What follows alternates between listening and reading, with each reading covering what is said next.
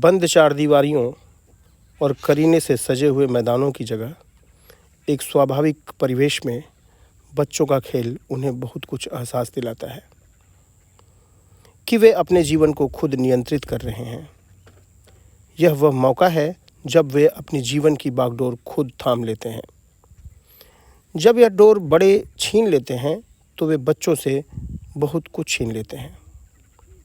खेल वह जगह है जहां बच्चे अपनी समस्याओं को खुद हल करना सीखते हैं और यह जान पाते हैं कि दुनिया इतनी भी डरावनी नहीं है। वहाँ वे अपने हमजोलियों के साथ चलना और दूसरों के दृष्टिकोण को इज्जत देना सीखते हैं, समानुभूति का अभ्यास करते हैं, व आत्ममुग्धता से निजात पाते हैं।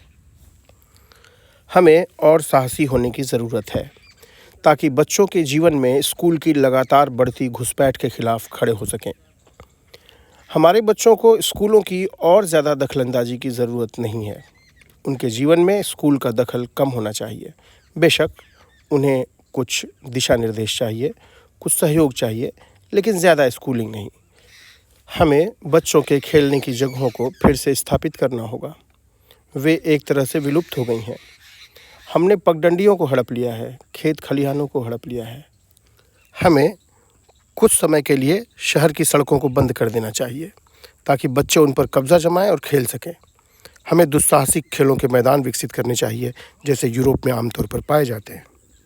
शिक्षा समुदाय की जिम्मेदारी है, लेकिन वह जिम्मेदारी हमने स्कूल को सौंपकर बनियों के हाथों में सौंप दी है। वो हमारे बच्चों को खेत खलिहानों से उठा करके सीमेंट के कंक्रीट के जंगलों में बंद कर देते हैं। हमें अपनी प्राथमिकताओं की जांच पड़ताल कर लेनी चाहिए कि हम अपने बच्चों से वास्तव में चाहते क्या हैं और अपनी इच्छाओं को हम कैसे हासिल करते हैं। हमें अपने पड़ोसियों से जान पहचान बढ़ानी होगी, आस पड़ोस का नेटवर्क तैयार करना होगा, क्योंकि आस पड़ोस से ही बच्चे दोस्त बनाते हैं और खेल के अपने संगी साथियों को तैयार करते हैं। खेल सृजनात्मक और अभिनव होता है। बेशक यदि आप खेल को छीन लेंगे तो बच्चों से उनके सृजनात्मक होने की सारी संभावनाओं को भी छीन लेंगे। हमें स्वीकार करना होगा कि हमसे गलती हुई है। हम ही इस दुनिया को बच्चों के लिए ऐसा बना बैठे हैं जहां पहले से ज़्यादा स्कूल और पहले से कम खेल कूद का शोर सुनाई पड़ता है। कक्षा 5वीं तक के बच्चे डिप्रेशन से ग्रस्त हैं। होमवर्क, बस में एक एकाकी जीवन, क्लास में एक दूसरे से तुलना, माँ पिता के उम्मीदें, इन सब के बीच पिसता हुआ वो बच्चा अपने जीवन के करियर निर्माण में पूरी तरह से ध्वस्त हो जाता है और कुछ लोग ही सिर्फ साहब बन पाते हैं। बाकी बच्चे तो दोयम दर्जे की औसत ज़िंदगी जीते हैं जिसमें सिर्फ और सिर्फ अवसाद होता है, सिर्फ और सिर्फ डिप्रेशन होता है। खेल कूद डिप्रेशन में नहीं जाने देता। खेल कूद उनके लिए हमेशा नए संभावनाएं खोजता है। आज जबकि हमारी सरकारें भी खासी मशक्क़त कर रही हैं और खूब लंबा बजट भी खर्च कर रही हैं स्कूलों को खोलने में, तो हमें ऐसा लगता है कि इसके पीछे कोई नेक और वाजिब वजह ज़रूर होगी। ऐसा लगता है कि अगर हम बच्चों को ज़बरन स्कूल न भेजें या फिर स्कूल उस तरह काम न करें जैसे वे करते हैं, तो बच्चे बड़े होकर लायक नहीं बन पाएंगे। शायद कुछ बेहद बुद्धिमान लोगों ने बच्चों को समर्थ बनाने की यह तरकीब खोजी होगी और उसे सही सिद्ध कर दिखाया होगा। और हमें ऐसा लगता है कि इससे इतर और भी जो तरीके होंगे वो सब निरर्थक होंगे या गलत होंगे। लेकिन ऐसा भी हो सकता है कि जो मेन स्ट्रीम है, जो मुख्य धारा है, वहाँ जहाँ की बच्चे अपने आप को शिक्षित नहीं कर रहे हैं, उनके पीछे पूरा झुंड पड़ा हुआ है। पूरे शिक्षा व्यवस्था, मंत्रालय से लेकर सचिवालय तक सभी पीछे पड़े हैं उन्हें शिक्षित करने को। इसके विपरीत ऐसा भी हो सकता है कि बच्चे स्वयं को शिक्षित करें, ऐसी भी एक संभावना है। लेकिन ऐसी स्थिति में फिर स्कूल क्या करेंगे? वो मुनाफा कमाने वाले बनिए क्या करेंगे? फिर तो सारी व्यवस्था ही चौपट हो जाएगी। उसमें इतना इंफ्रा है, उसमें इतना पैसा लगा हुआ है लोगों का, मंत्रियों का, नेताओं का, व्यवसायियों का, फिर क्या होगा उसका? तो क्यों वो शिक्षा की जिम्मेदारी समाज को देंगे? समाज जो कि स्वयं आपसी तालमेल से ही अपना जो उसका व्यावहारिक ज्ञान रहा है, जो हज़ारों वर्षों से रहा है, उसको उसने बनाए रखा है बिना किसी बाहरी व्यवस्था के। फिर भी बनियों ने उन्हें समझा दिया कि नहीं, आपको हमारी ज़रूरत पड़ेगी। और आज इस टेक्नोलॉजी के युग में, आज इस यूट्यूब के युग में, ये ज़रूरी नहीं है कि हम स्कूल का मुंह देखें। स्कूल बिल्कुल ही असंगत और बिल्कुल ही निरर्थक साबित हो चुके हैं। वो फॉसिल फ्यूल्स हैं, वो जीवाश्म हैं, वो एक कचरे की तरह पड़े हुए हैं। कहते हैं कि दौलत के कचरे में पड़े हुए मुनाफाखोर कुकुरमुत्ते। लेकिन हमें ऐसा ज़रूर दिखता है कि आज स्कूल जिस तरह दिखाई देते हैं, ऐसा क्यों है? तो हमें इस समझ से बाहर निकलना होगा कि वे एक तार्किक ज़रूरत और वैज्ञानिक सोच का परिणाम है। सच कहें तो ये अपने इतिहास की पैदावार है। मैं फिर से दोहरा दूं, स्कूल किसी भी तार्किक ज़रूरत या वैज्ञानिक सोच का परिणाम नहीं है, वे सिर्फ और सिर्फ इतिहास की पैदावार हैं। वर्तमान स्कूली शिक्षा प्रणाली का तभी कोई औचित्य समझ में आता है जब हम उसे ऐतिहासिक परिप्रेक्ष्य में देखते हैं, जब हम उसे यूरोप में औद्योगिकीकरण के परिप्रेक्ष्य में देखते हैं।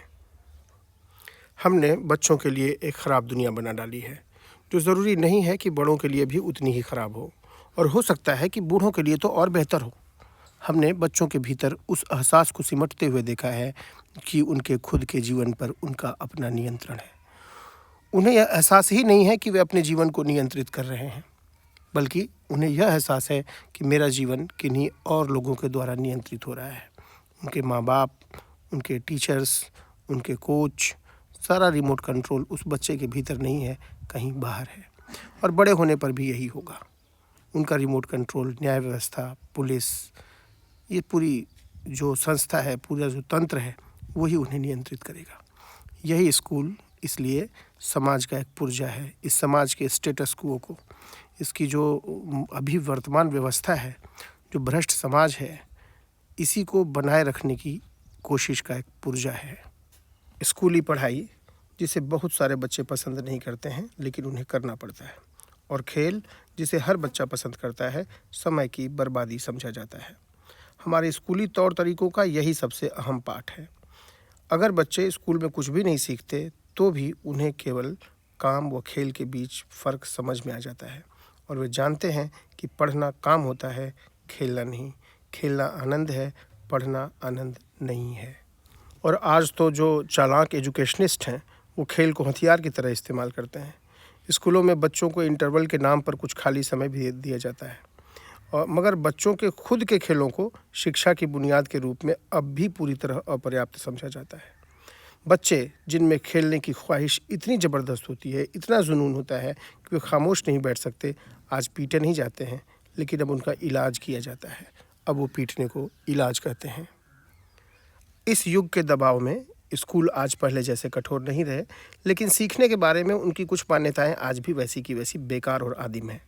जैसे सीखना एक कठिन काम है, जिसे बच्चों से पूरी सख्ती से करवाया जाना चाहिए। बच्चों को अपनी मर्जी से तय की गई गतिविधियों में कुदरतन शिक्षा नहीं मिलती, ऐसा उनका मानना है। इसके लिए उन्हें अनुशासित ढंग से पढ़ाना चाहिए।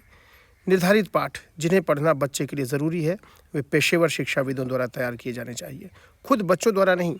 इसलिए देखा जाए तो शिक्षा आज भी दिमाग में ठूंसने जैसी चीज़ है, लेकिन आज थोड़ा उन्हें अच्छे शब्द बोलते हैं, डिस्कवरी बोलते हैं, लर्निंग बोलते हैं। स्कूल बच्चों में भरोसा नहीं करता। वह उन्हें खुली जगह दे करके उन्हें स्वतंत्र गतिविधियों से सीखने की इजाज़त नहीं देता।